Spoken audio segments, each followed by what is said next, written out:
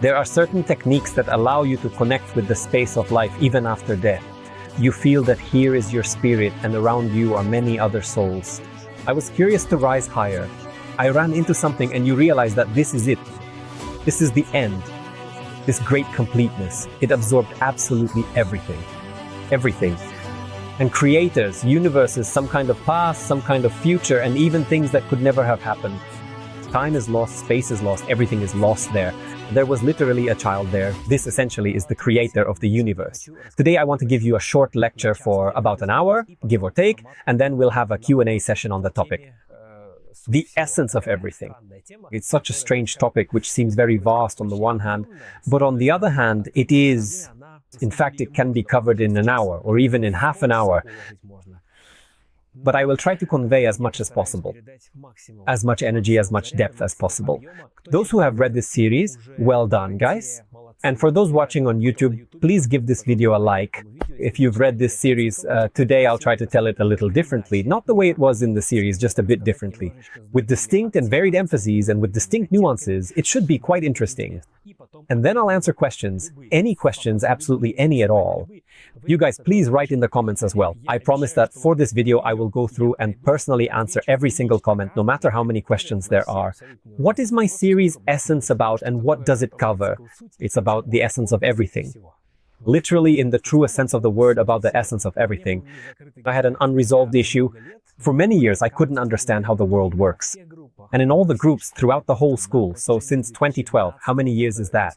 Actually, not even since the year 2000. Well, yes, since the year 2013. So for probably about 11 years now.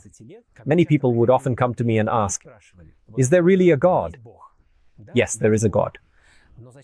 But why did God in fact do everything he did? Why do we go through all these cycles? Why do we go through the process of incarnation, from life to life? Why? In other words, why are we playing this game? Why do we have to strive to acquire various forms of valuable experience during our time on this planet? What is the global meaning of all this? And how does God feel? Is there truly an end? Is there a beginning? Or is there even a middle to this long path? And if God is truly infinite, then how can we even begin to talk about a definite end or a starting beginning? It all seems like a strange topic, a kind of strange story. And for 11 years now, I have always honestly told everyone that I have no idea how to answer these questions. Because when I reach the higher state, I feel what? I feel a profound sense of expansion, and I feel a very strong sense of transcendence. Eternity, that is the specific word I always use, eternity. Oh, I feel very high energies, but up until a certain point in time, I did not feel either God or the Absolute. So I could not answer why the Absolute did all of this. Moreover, with my colleague Lera Nekrasova, when I was recording an interview with her, I asked her basically, what do you think about all of this? She told me, I simply do not know. I really do not know. That was in 2022. After that, I calmed down and thought, well, I don't know, and Lera doesn't know either.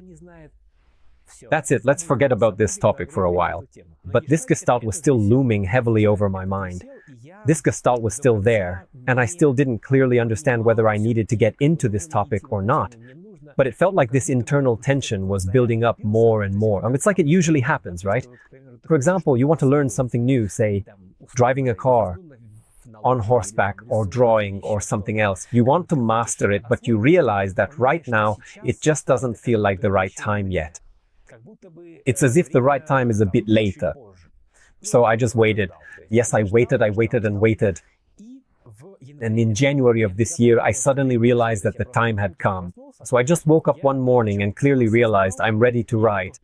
I am ready to write about this topic. By that time, I think there were already 20 people who had asked me questions I didn't know the answers to. When I thought to myself, what kind of so-called expert am I really? Here I am, standing right here, finding myself unable to answer their questions. They were incredibly deep, they were truly fundamental, but it wasn't clear at all what I was supposed to do with them. I decided to start as usual from the very lowest level, that is, from the level of the planet. What exactly was the whole point of this entire cycle?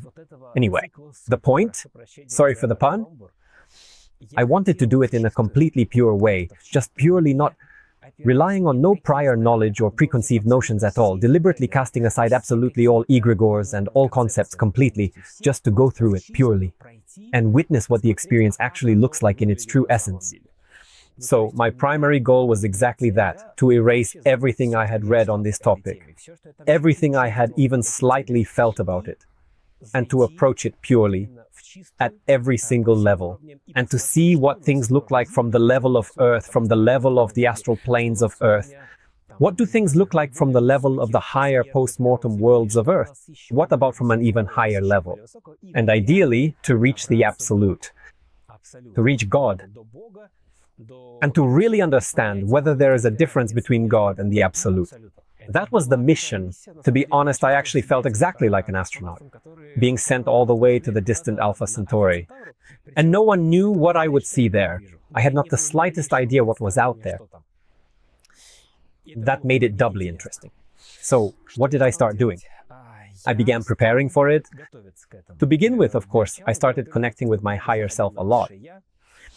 It also happened that at that time we were spending the winter in Bali, and there was the sea, there were fruits, and you could just lie on the sand and slowly tune in, tune in, tune in.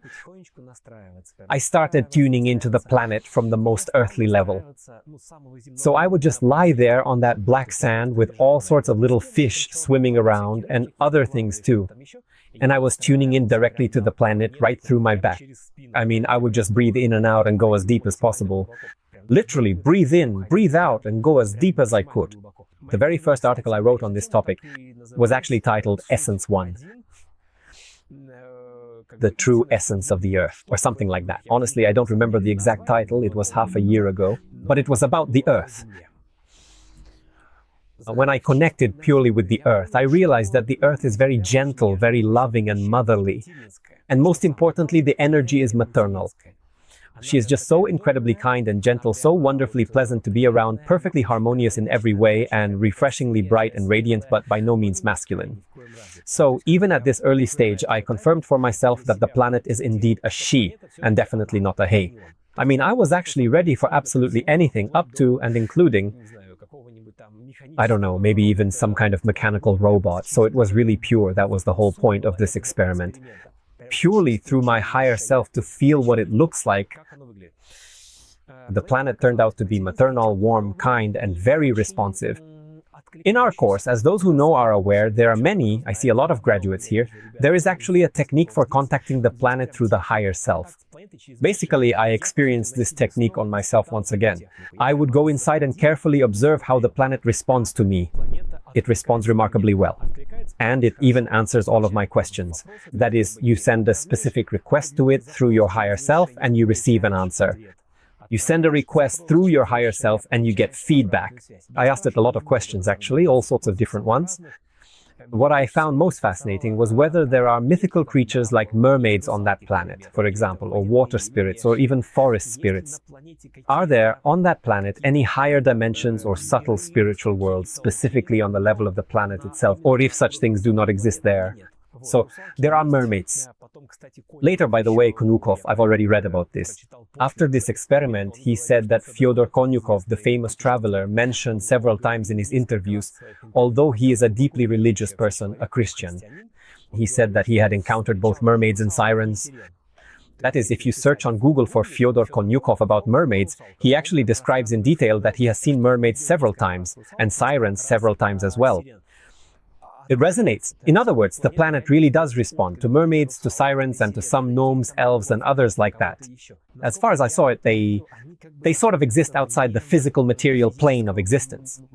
That is, sometimes they occasionally become denser on that coplane, and they become visible here, then once again become denser. Essentially, it seems that this unique form of life, existing as if it were living in several different dimensions, can also be quite dense. And then it can be less dense. That was truly interesting. That was already very interesting. Plus, deep beneath the ground, far below the surface of the Earth, a great deal is happening, nearly as much as on the surface, and maybe even more than that. In other words, humanity is more prevalent than the underground world, but the underground world definitely exists. You can really feel it. Certain responses come from there. Again, it is very much like what happens with bioresonance. When a person touches your finger with a certain type of specialized bioresonance probe, or whatever that particular device is called, and you get a response from there, a certain specific response that the device reads and interprets. It is exactly the same here. You are literally sending out a clear impulse into the field. You send it to the planet through your higher self, and from there you really do get a certain response. There is definitely an underground world, definitely, and there are some alien bases there. There's all sorts of things down there. But still, as they say, there's more life on the surface than underground, though there's plenty down there too.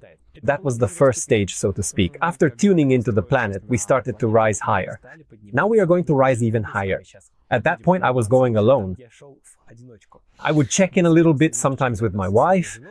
I would tell her about it. She would carefully check everything and more or less tell me if it was exactly right or not quite right. But overall, we matched 99 out of 100 times. As always, we almost always agree completely in our views and perspectives. And then I had a goal. We are breaking away from the planet and starting to look at what's above. That is, yes, what's up there. Again, to use the words of Lera, my colleague, whom I already mentioned today, afterlife worlds, planets, and astral worlds are more or less the same thing. So when we eventually pass away, we first find ourselves existing on the Earth's etheric plane, and then we move on to the astral plane. Mostly, though, sometimes we rise up to the mental plane, but that's a much rarer occurrence. More often than not, we remain on the astral plane. Again, I'm a practitioner, so I'm not really fond of theory in this regard, but when you rise higher, you really do start to feel the different layers. You can call them whatever you like. You can call them the astral layer, or perhaps the higher layers of existence, or perhaps layers of whatever else there are. But there really is a sensation as if you are immersing yourself in certain higher vibrational strata, which generally speaking, the higher you go, the higher you rise, the more refined and subtle they become. That's essentially the point. Again, we can call each layer whatever we want. We can call them the etheric, the astral, the mental, or even something else entirely. But the essence is that the higher you go, the more subtle they become. There is actually a separate chapter on this topic. All links to these chapters are below this video. It's an interesting topic because first, what have we understood so far? We've come to understand that dying also changes significantly from one century to the next. For example, we specifically took within the framework of this particular stage, the second stage, let's call it a stage, the second one in my journey. On this specific journey, I was joined by Nastya, my wife, and Lera. I invited them to participate with me at this stage of the process. Together, we took a cycle and a very profound ancient book, the Tibetan Book of the Dead, and we began to analyze its contents in great detail. We made sure to read every single page carefully, and then we all met up to have a deep and thorough discussion about how it all looks and what it truly means for us. There is also a separate podcast about it, which will be made available for you somewhere via the links provided below. The Tibetan Book of the Dead in a nutshell. What is it actually about? It is said that in the afterlife, but you will immediately see what is called the clear light. That is, it's right there, this clear light. The Tibetan Book of the Dead fits especially well with Carl Jung's psychological reflections. Jung, as it were, added his own extensive commentary to this book, and a very insightful commentary at that. So when you die, your mental body, your mind, and your ego, they do not die instantly. Instead, it starts throwing all sorts of things at you. Various vivid images begin to appear before you. He describes directly, both in the book and Jung himself, the kinds of images that will come to you. You shouldn't allow yourself to become distracted by them at all, by these images. Otherwise, they will pull you into a new incarnation. You need to concentrate on the clear light. There, in fact, right in this book, it describes that on the first day you will see the clear light, but at the same time there will be all sorts of frightening and monstrous entities around you. They describe these monstrous entities in great detail, the ones that do all sorts of deeply terrifying and unsettling things. Don't be afraid, don't pay attention to them, go toward that clear light. If you make it to the clear light, well done. Everything is great, that's it, you won't be reborn here anymore. We'll comment on this in a moment. But if you didn't succeed, if you gave in, if you continue to wander in the darkness of your mind, then on the second day, such and such will come to you. And again, there will be an opportunity for the clear light. Yes, and it's described day by day there. Moreover, the further you go, the darker and darker the book becomes, and the illustrations get more and more terrifying. And the author of this book himself, he actually writes there, well, you can really read it there. If you are so unaware that by yet another day you still haven't realized you need to go toward the clear light, then what will come to you? Now here's this kind of image, but even here you'll have a chance. the chance not to come back, right here to this very planet. And the funniest part of it all is at the very end. Even if you find yourself back at the mother's womb, they say, you must close the mother's womb. If you really have to, push back hard with your hands and feet. Don't go in there, otherwise you'll be born and you'll have to go. That is, remember everything you were taught. Recognize the radiant clear light, and then you will rise much higher. And honestly, it was very strange to read this, because to this day, everything I remember, everything my guys remember from life, it turns out that after death, everything is completely different, absolutely different. What is the essence of all this? So we started to really dig in and analyze. The thing is, the book radiates an energy of truth. That's what's also interesting. It radiates an energy of truth. But as strange as it may sound, it's the energy of an outdated truth, because it gives the impression that the world used to be denser, the earth was denser. I talk about this in all my lectures everywhere. The earth was denser.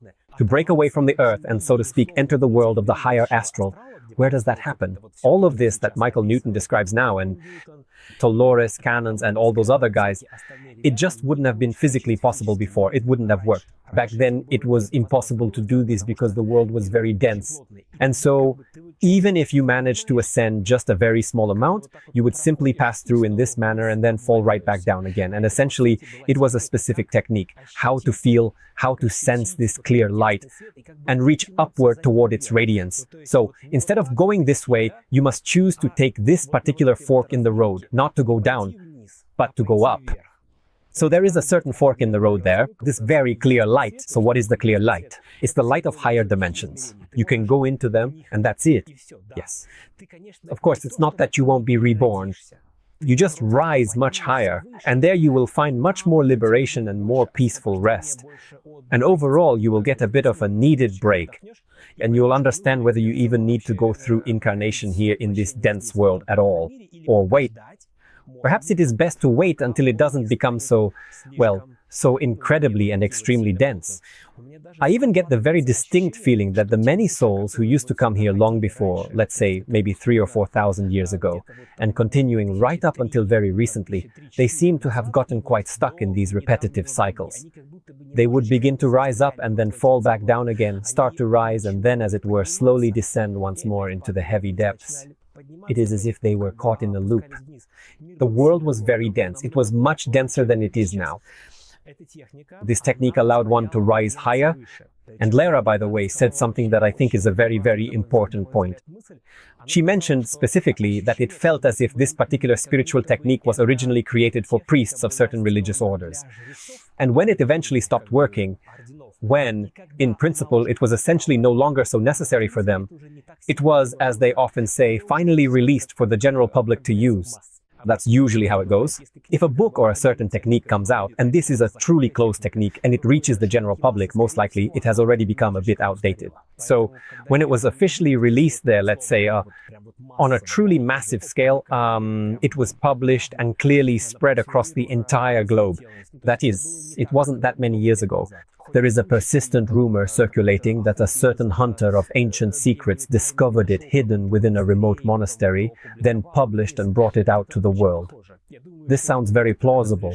I think he was simply allowed to take it out because the right time had finally come for it. And today, the afterlife looks completely and fundamentally different. Anyone, in fact, can try this out.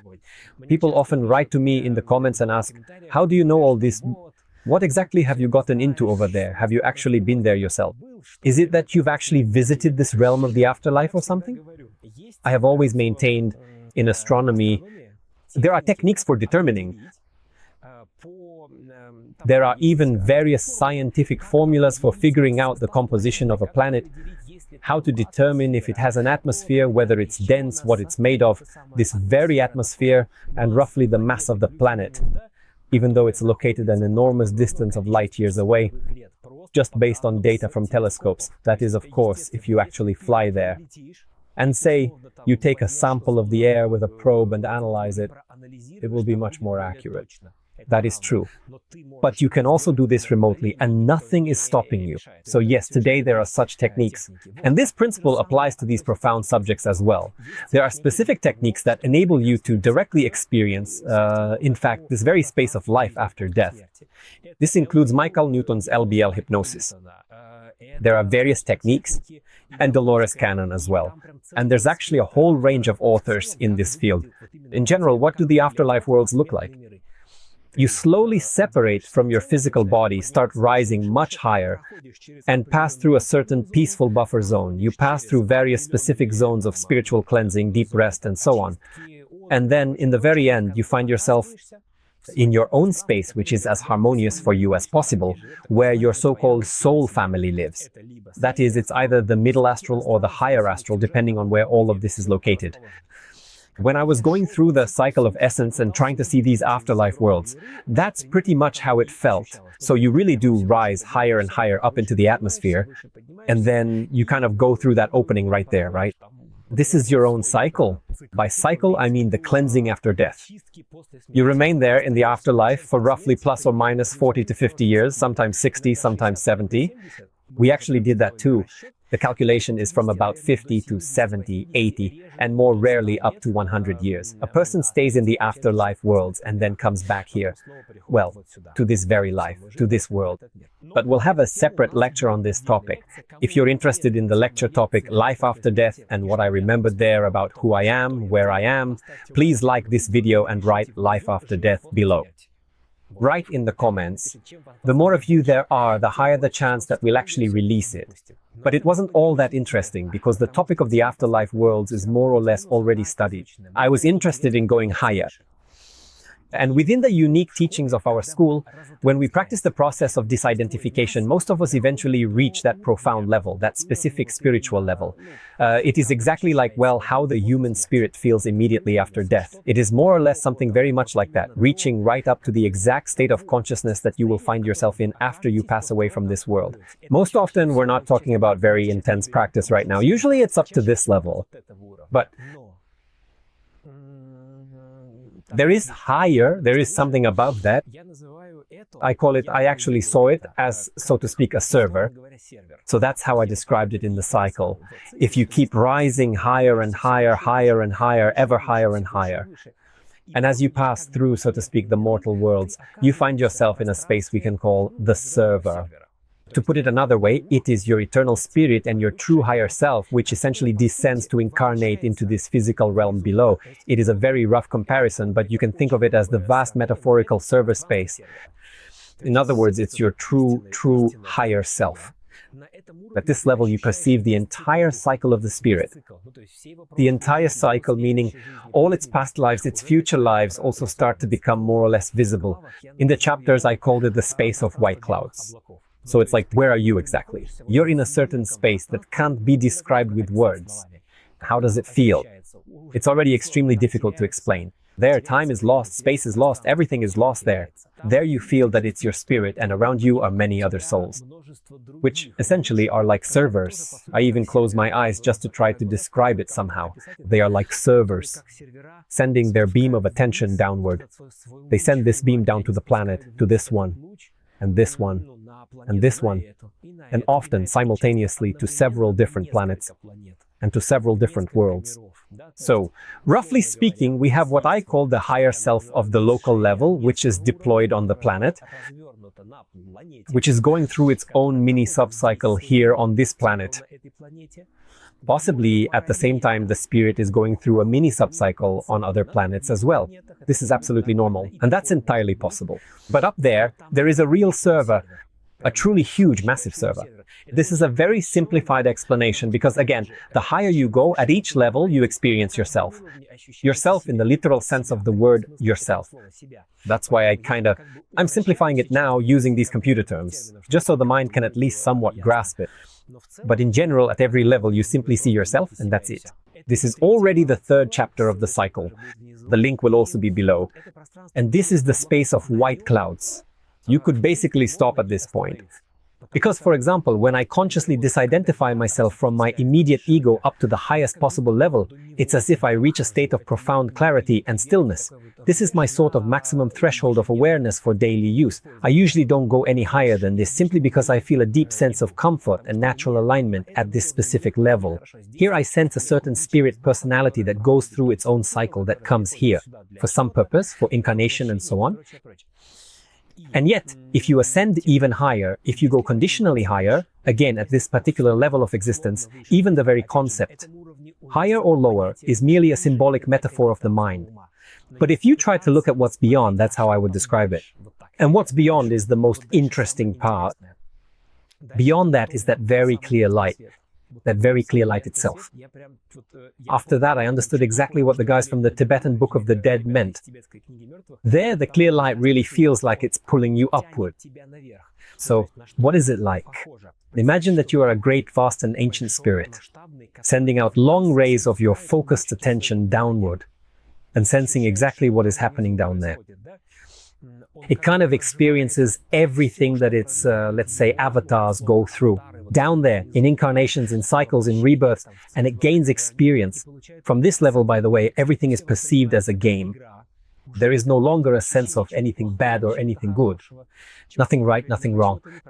There, everything is simply a game.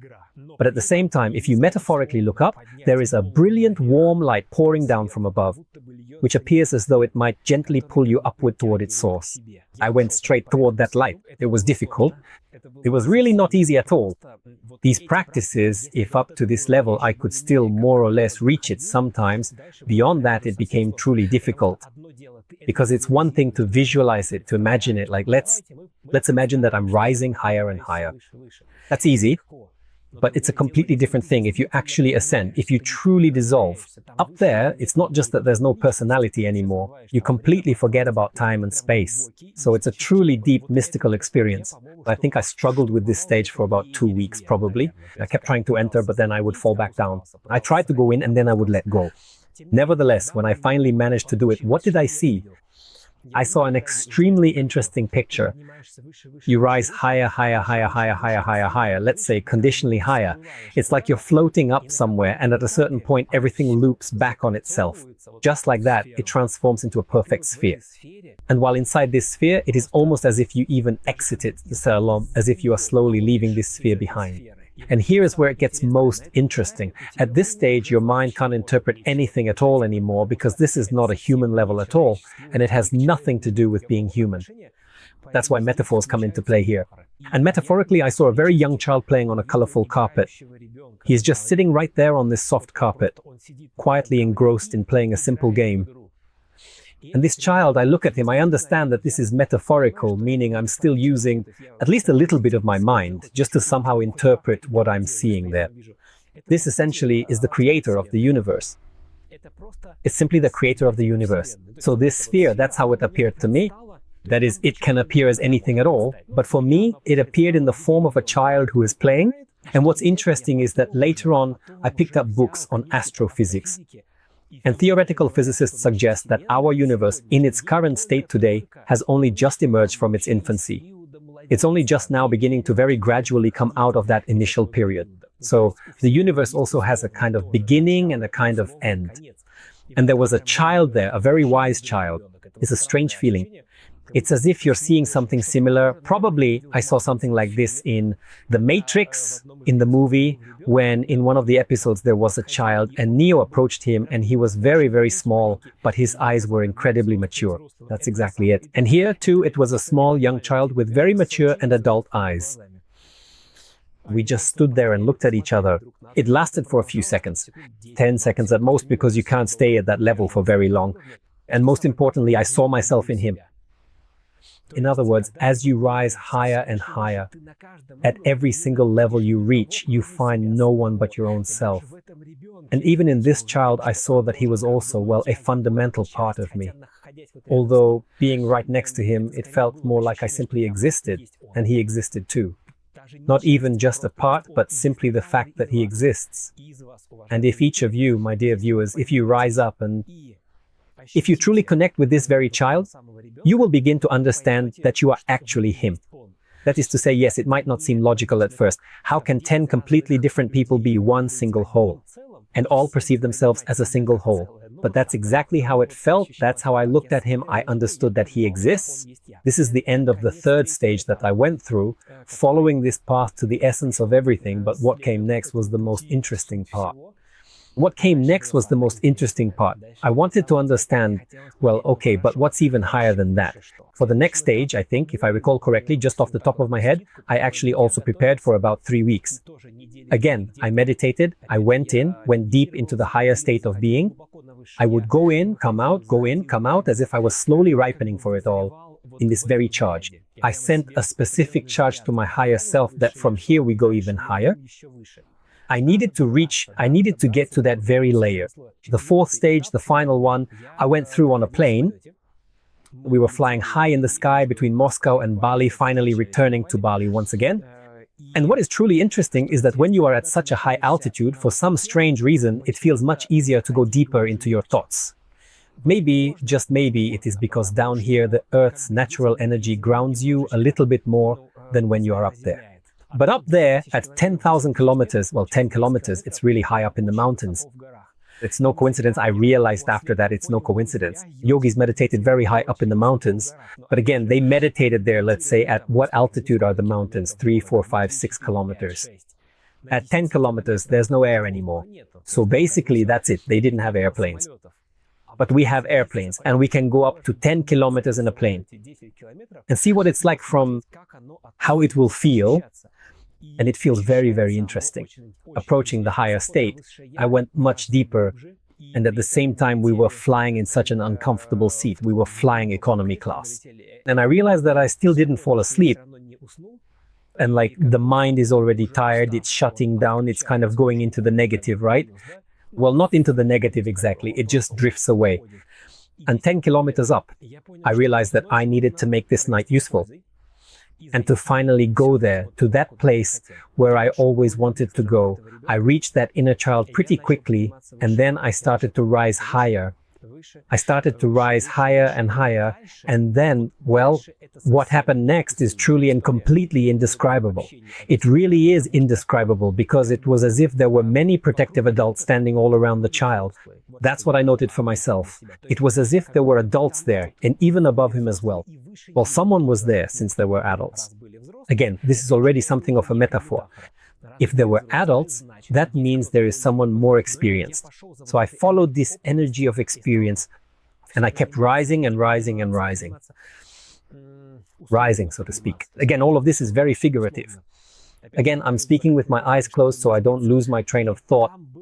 And there it seemed like as if it was some kind of crystal worlds. I don't even know how to describe it. It appears to be something very, very, very, very extremely compressed and somehow crystal-like, a highly crystalline structure. I want to return to this place and investigate this topic more deeply at a later time. But there was a feeling of something crystalline, crystal-like. It kept going higher and higher and higher. I soared quickly past them. I realized deep down that if I concentrated my attention on them, I wouldn't have enough time to successfully reach the final destination by the end of the night. I wanted to reach the very end. And after I spent quite some time flying through them, basically there they were right in front of me, and I, without really delving deep into them at all, was just sort of skimming around the edges of them. After a good while of doing that, I suddenly realized with great clarity that I had actually hit a complete wall. I suddenly ran into something quite unexpected, and this something, it unfolded right in front of my eyes as an enormous, enormous, enormous, incredibly wide, yes, a truly vast and wide expanse. And this wide expanse, it was everything. That is, you stumble upon it. And first of all, you start to perceive yourself in it, in this shimmering wide expanse. And then you realize that this is everything, that this is truly the end. That is to say, it really was, in the most literal sense of the word, the final end. And it was a kind of great completion, as I called it. This great completion encompassed everything, absolutely everything imaginable. Both the original creators, universes, some kind of past, some kind of future, even what could not have happened and what could have happened. Every single thing was present there, absolutely everything. And most importantly, I could also feel my own presence within all of this. But it was just a feeling. It was like like a certain end, literally like a certain end. But on the other hand, it had no end. It was an end without an end. It's a very strange feeling when you run into something and you realize that it's the end, but in itself it is boundless. It is finite in its infinity. For a moment, really for about 10 seconds, I was suspended in that state. Essentially, at that very moment, that's when I truly understood exactly what the Indians meant. By the profound term that Atman is identical to Brahman. That is, they are saying that the highest, the most incomprehensible thing is Brahman, the absolute, and your Atman, your own highest projection, is identical to Brahman. It's one thing when you read in a religion textbook that Atman is identical to Brahman. It makes no sense at all. But here, right here, you actually experience it, and you suddenly realize that you are identical to this, to this, to this, to absolutely everything. And when I tried, as if in the very last second, to do at least something, like let's take it a step further, it seemed to collapse and close in on itself. Again, this happened not without a good reason. The symbol of infinity is the number 8. It loops back onto itself, or like the snake that bites its own tail. It's the same thing here. This is literally the word infinity. In other words, you desperately try to get out of there and to go even deeper into it. And when I try to go deeper, I start to feel that I'm already in the micro world. I'm not in the macro world, I'm in the micro world. It really throws me back. I sense individual quarks, I sense individual atoms. And if I try to go even further, after quite a while, I just end up right back in my own kitchen. Well, from the table or the cup, wherever I was. After that, everyone was laughing in the comments, saying that Danila's kitchen is located beyond the absolute. Well, and that's true. It is absolutely true, because this applies to anyone's kitchen, any single viewer, and every individual, yes, I mean you, and even the guys who are currently watching this recording. When you try to leave the absolute reality, you simply find yourself coming back along this complex figure 8 path to the very core essence of everything that exists. Yes, after that intense practice session, I slept for 18 hours straight. That had never happened to me before in my entire life, because we landed and I said, I really can't do this anymore, I'm going to sleep. I fell asleep, and then literally a whole day later I woke up. I mean, I didn't wake up at all. It was an incredibly exhausting practice, but extremely, extremely interesting. And here's what's interesting. First, at every level, I also asked the questions I mentioned at the beginning of this lecture. So, what is the essence of everything? And at every level, I got the same answer.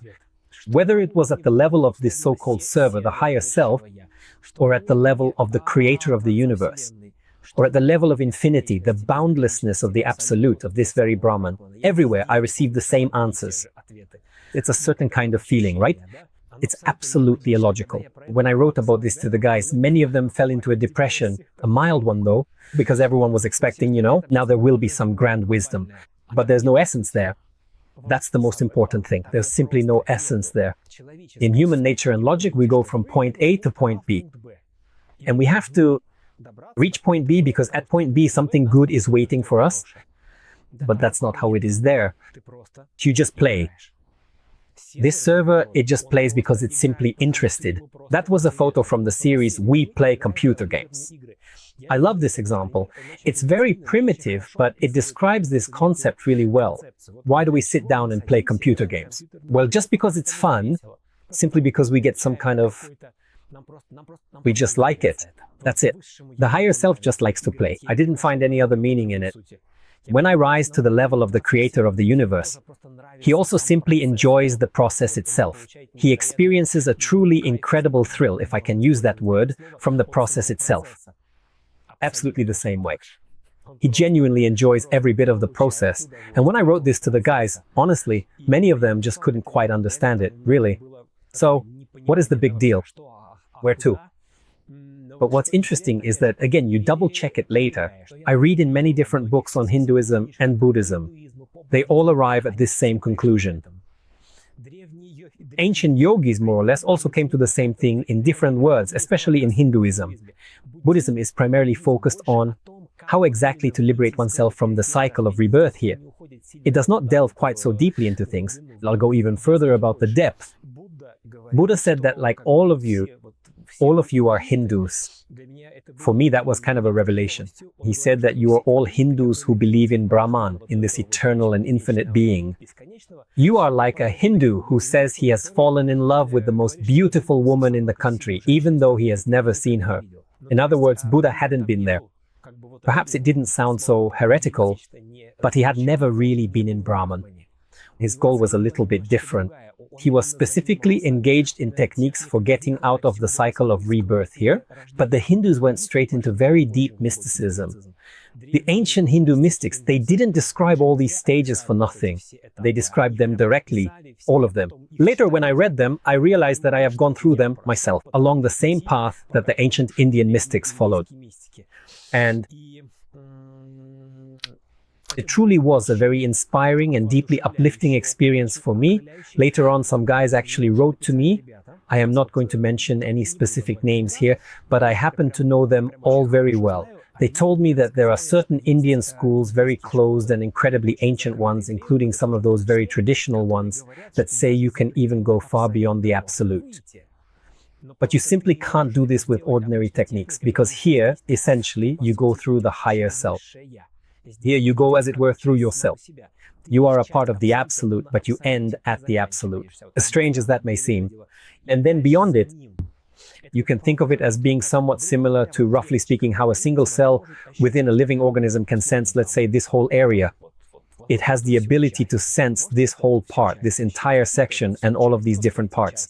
Or at most the entire body. The maximum a cell can sense is, as it were, the whole body, meaning to feel a sense of belonging. Yes, to the whole body, as if the cell belongs to it. But let's say, for example, not to the operator's body or to your own body or to the body of someone else entirely. But that's a slightly different kind of story altogether, because that's already outside your body, and that is well beyond its borders. Beyond the boundaries of this body, you need somewhat different techniques. I am really interested in testing out this particular theory.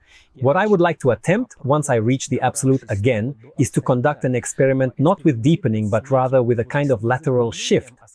Like this, moving directly over to the side. Will it work? What will be there? I have no idea yet.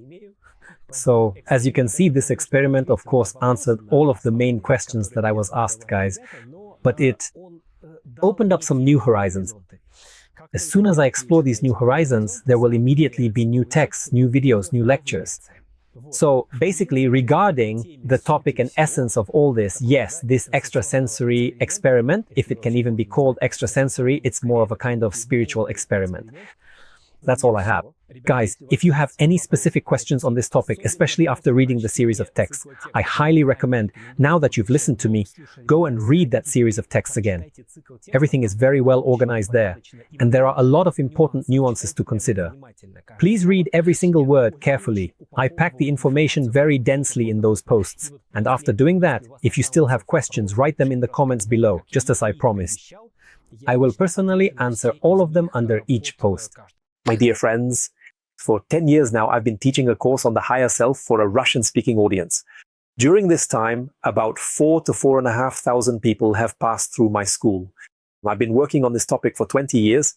Today, my school is one of the largest and most famous specialized schools for connecting with the higher self in the Russian-speaking world. And then I suddenly realized that it is finally time to reach out to the masses, so to speak. Yes, to the much wider world and to the incredibly vast expanse of the entire global internet. All the professional skills I have carefully developed, all the dedicated practices I have refined, and all the quick entries, thorough checks, and rigorous exams I have built over the last 10 years are now being brought to a truly global level. I now invite you to join a brand new, specially discounted group for the comprehensive Return to the True Self course, now available in English for students everywhere. 6 months of work on stopping the internal dialogue, working with blocks, and focusing on actually accessing the higher self.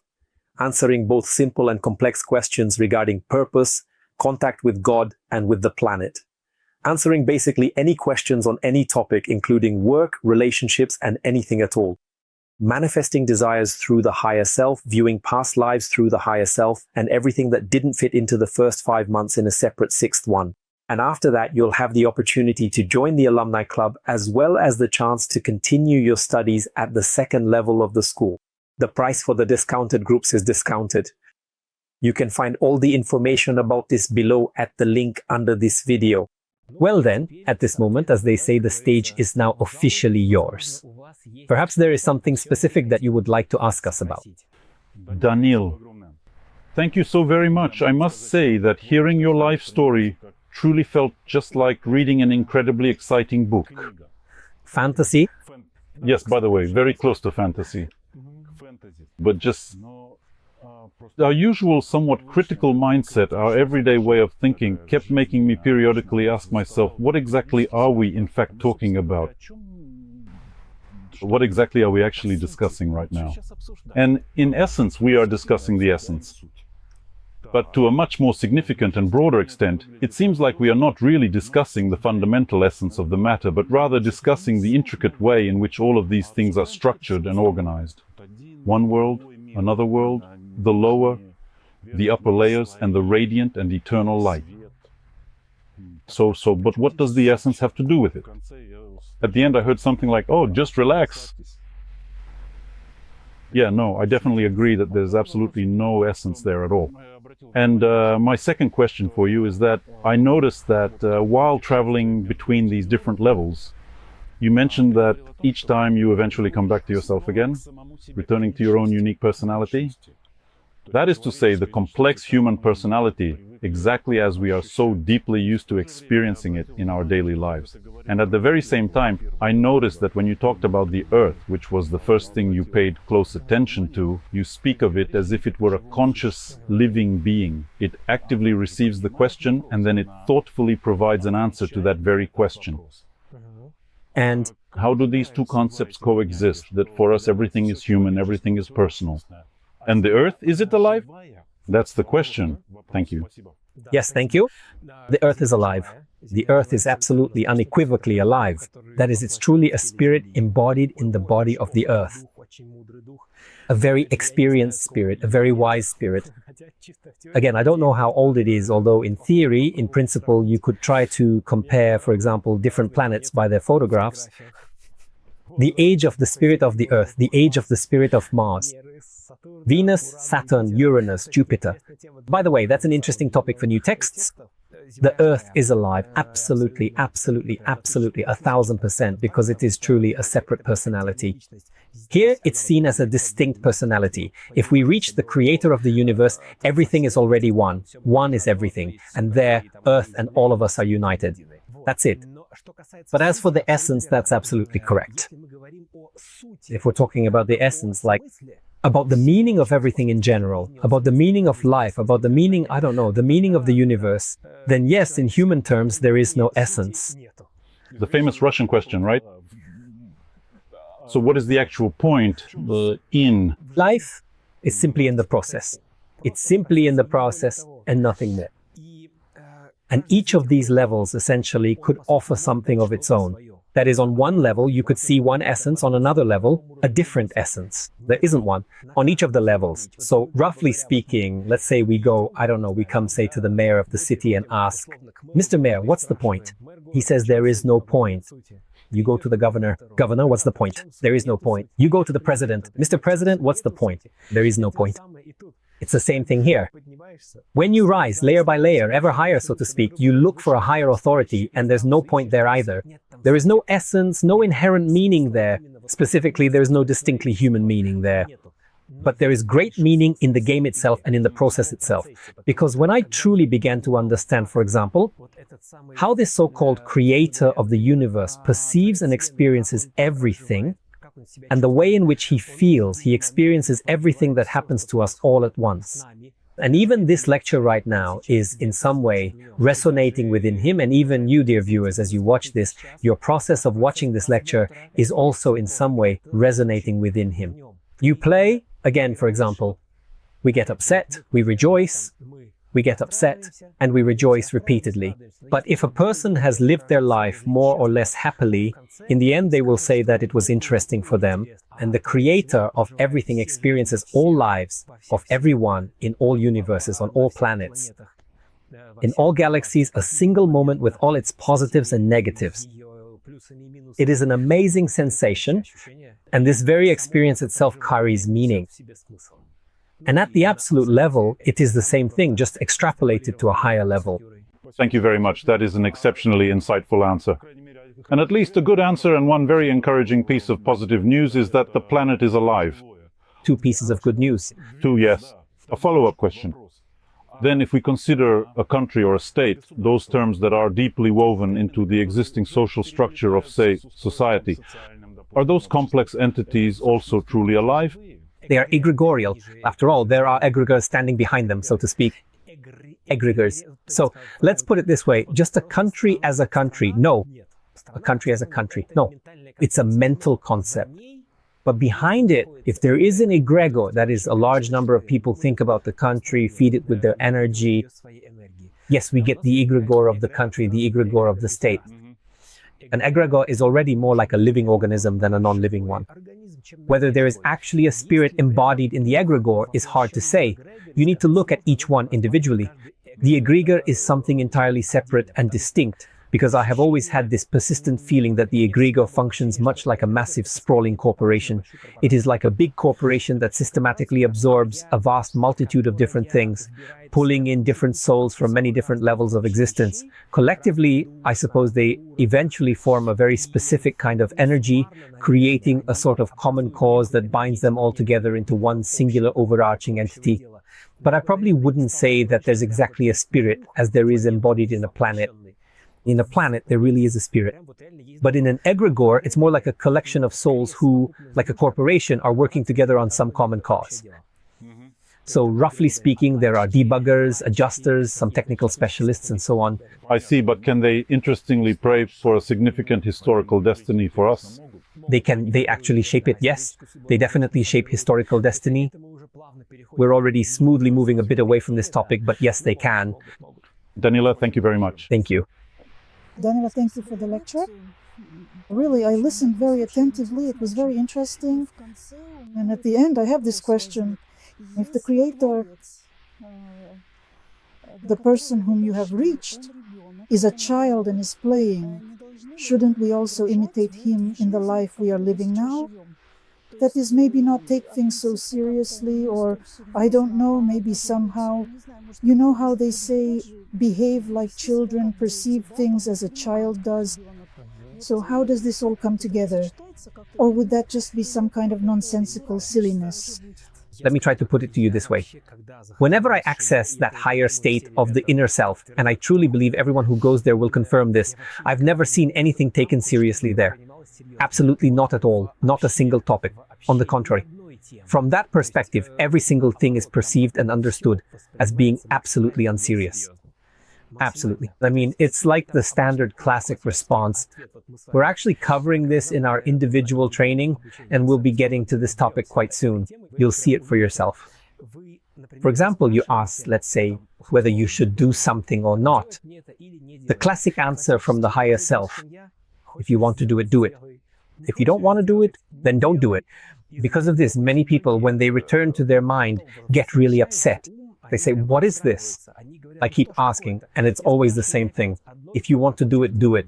If you don't want to do it, don't do it. Where's the specifics? There are specifics sometimes, but they only come up for those questions that are truly important. The ones that are genuinely important in this life. And in reality, there aren't that many of them. 99% of the questions we think about, well, they're in the category of if you want to do it, do it. If you don't want to do it, don't do it.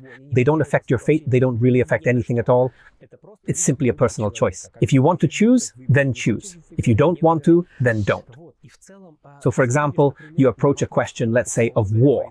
War is, well, for the mind, a very difficult subject. From there, you see the causes and effects, why it's necessary, why souls ended up in that place at that time, why they went through exactly that kind of experience. And also with a certain shade, well, I wouldn't say outright frivolity, but rather a sense of complete acceptance. There's a certain depth there, depth and lightness. Even regarding the topic of war, there is a lightness in perception. So what can we really say about all of these other various topics? Well, yes, that is absolutely and completely right. It is most probably the gentle feeling of a wise, accepting child. This is the very standard, common answer to all the questions from the higher self. So yes. So every one of our depressions, stresses, anxieties, and sorrows, In general, that's purely the mind. It's purely the mind that I would say interferes with accessing the higher self. If a person, for example, has severe depression, strong tension, or intense anxiety, it will be very difficult for them to access their higher self. That is, sometimes even during my course, I have a whole team of assistants guys, professional psychotherapists with diplomas and psychologists who specifically help some people because, for example, they get stuck on something and can't get through it. They just can't do it. You have to work with them. The longest case was, I don't remember exactly what it was, whether the person had some kind of strong perfectionism or some kind of fear or something else. I don't remember now, I just can't recall. And he just hit a wall, he couldn't go deeper, he just couldn't.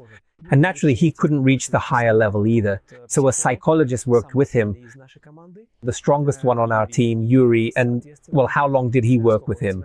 About 3 months.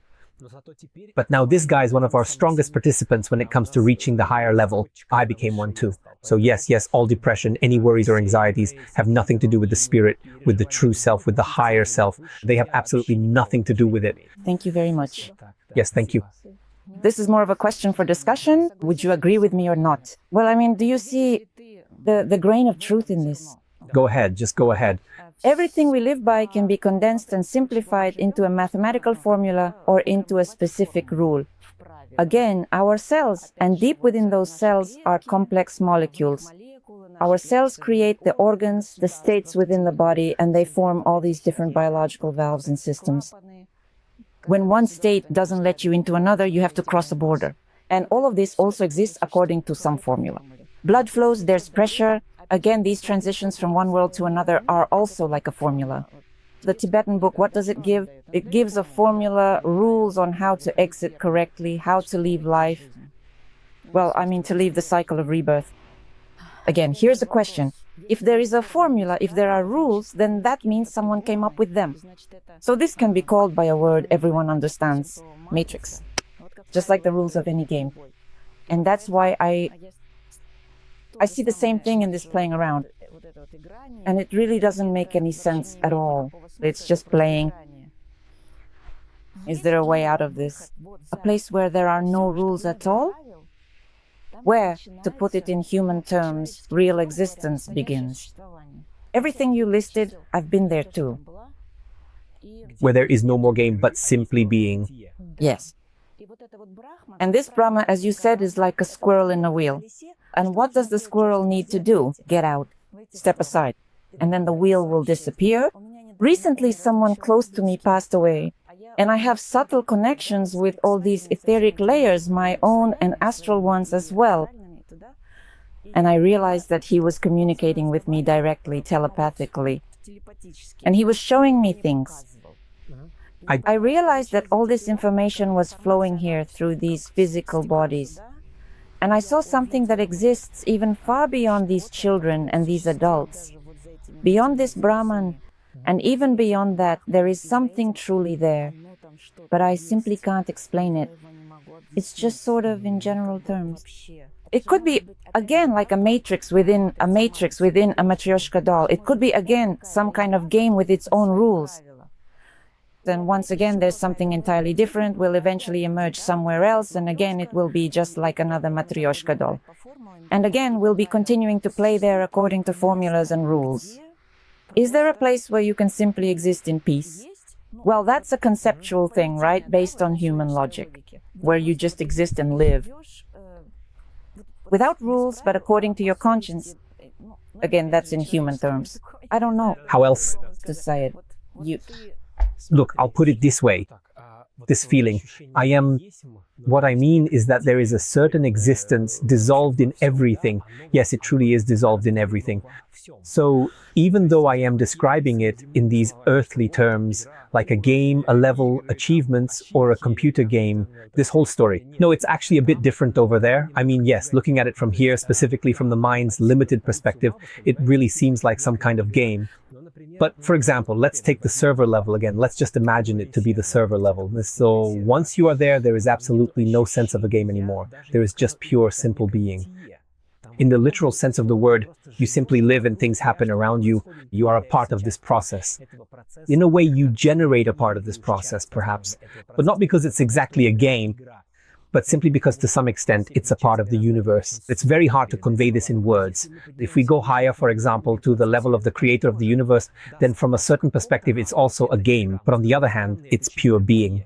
Pure being. We rise higher to the absolute within the absolute. I would even say probably from every perspective it's pure being. At that specific level, there isn't even a game as such anymore. But that's really just the very first part, which is basically not at all what I described to you earlier. I just described it exactly like this, as a kind of game. It can simply be described as a kind of being, increasingly filled, increasingly multidimensional, increasingly beautiful, saturated with various elements, effects, and so on. And by the way, it's all very conscientious, so to speak. If you take conscience to mean a kind of harmony, and harmony as a kind of balance, then each of these levels is very well balanced. In general, our entire universe is built on balance. That is, as soon as we try to go beyond balance into some kind of chaos, the chaos quickly reorganizes itself back into balance, because certain forces of the universe always balance out that chaos. But that's only the first part of the answer to the question. And the second part is purely theoretical, beyond the absolute. Maybe it's as you say, but again, those schools in Hinduism, they say that beyond that, there is chaos. They say that beyond the absolute, if we go beyond the absolute, there is chaos from which the absolute is born. That is, sometimes they even mention specific names, even some phages and so on, which are associated with this chaos. For now, I can't comment on that, what is there, where it is. This is just what I've seen, all these different levels, conditional levels. It is all very conditional and theoretical. Now guys, look, yes, so treat today's diagram as if we're trying to draw the structure of an atom on paper with a pencil. In other words, it has only the slightest and most minimal connection to an actual atom. It's just a diagram. Or it is almost as if we're trying to sketch out a table, the scientific periodic table of elements, yes, just to demonstrate it. Or rather, describing the structure of everything through the periodic table, so it's just a diagram. What I've drawn for you today is still a kind of metaphorical diagram, because when you go deep into these mystical experiences, it's truly unreal. It's practically impossible to describe them in human words without using these diagrams and so on. So, in general, to answer your question, I would put it this way. Everything is both being and play at the same time. That's one thing. It depends on which side you look at it from. If you look at it from the right angle, the element of play disappears and only being remains. That's the first point. And second, perhaps what you're talking about will become stronger. Perhaps it will intensify if you really shift to the side, so to speak. But I haven't done that yet, so I can't comment on it. Take a deck of cards. There it is, just lying there. It doesn't represent anything except being a deck. It only starts to have significance when a rule appears. And so we all play by the rules. If you take a different rule or a different game, even with the same cards, it will be a completely different game. Yes, but it's the same thing. Everything's schematic. It's again about the creator, the creation, right? It's something artificial. That's an interesting question. I understand. It's like a person both plays the game and is in the game. It's the same as an actor in the theater. He both lives the role and is himself at the same time. Yes. Well, again, if we judge by this logic, here we are playing, we are in the theater, but we also go behind the scenes. There behind the scenes, the matrix begins again. And when some kind of rest, some kind of break from the game. Not even that. True life. Yes. It's not even true life. Can something exist without schemes, without rules, without... That's probably what we call chaos. But since, in our understanding, chaos is something disorderly, that's probably why it scares us. But maybe chaos is actually something cool. Maybe. Right? Yes, I've already thought about this. Again, you have to get there. I'm a practitioner. In theory, it sounds good, but you have to try it in practice. I have reached those places you mentioned earlier. And I got there. They revealed even more to me. I simply witnessed all this dramatic theatricality, the overall sense of the vacuum in general. That it's just that, yes, it was layering and intermingling. That's why I know for sure that we're playing. We are playing. Of course. Well, we're playing and that's that. So, does it even make sense to look for this? Look for what exactly? Well, an exit from the exit. Does a place without rules even exist? Do you understand what I'm saying? When again, you ascend even just a small distance, for example, above the planes of the earth, again, using today's framework, up there into the worlds of those white clouds, there are absolutely no rules or boundaries. That is, even just by rising above this earthy layer, up there, so to speak, we're not talking about the creator of the universe or anything like that. There are no rules. You don't have to play. You can simply exist in being and feel perfectly fine. You don't have to play. It's your choice. You can play or you can choose not to play. It's your choice. So maybe even what you're talking about, it's not necessary, as they say, to go into chaos to catch that feeling. You can quite easily catch it at the higher levels of reaching your higher self. That is, there's no sense of scenery there. That's what's most interesting. This very feeling of scenery, we have it here. It exists in the afterlife too. It's no coincidence that in Buddhism and Hinduism, they say that Maya is an illusion both here and in the afterlife. But if you rise even, let's say, higher, then there are no decorations anymore. And right there in that place, as it were, even though I say that we play there too, and that the Absolute plays there as well, I just cannot seem to find another word for it. It just exists, so to speak. And it is exactly and precisely in this existence that it discovers all its meanings. It no longer requires any meanings except for its very own existence. And look, I was just the tiniest particle in this whole universe. And I was also the biggest particle of this universe. And honestly, my sense of self, my sense of being, it didn't seem to differ at all. yes, But I wasn't actually this specific personality according to my passport. and of course it is not any different. Well, but on the other hand, you pretty much felt yourself the same way. Just like you feel in first grade or as a doctor of science, because All is one and one is all. You're fully dissolved everywhere.